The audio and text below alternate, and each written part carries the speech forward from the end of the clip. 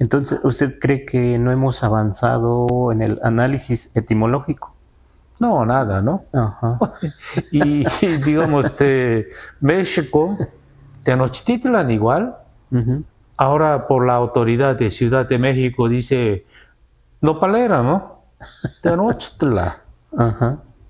Nada estoy de acuerdo, no sé, tu maestro. No escuché, Ahora lo decían de manera oficial, lo allá dijeron. está, como de Moctezuma Barragán, está por el proyecto de la Ciudad Ujú, de México, están, cada esquina está ya conocido, ¿no? ujú, Tablas allá lo ponen. ujú, Y tla como de abundancia, ¿no? Todo abunda mucho, entonces, otra, pues es nopalera, donde abunda mucho nopales. ujú. Claro, Eso claro, nada que claro. ver. Y porque lingüísticamente no ha resuelto nada, porque Tenochtitlan, Tenochtitlan, Tenochtitlan, los tres no distinguen nada, se aproximan, nada profesional, ¿no?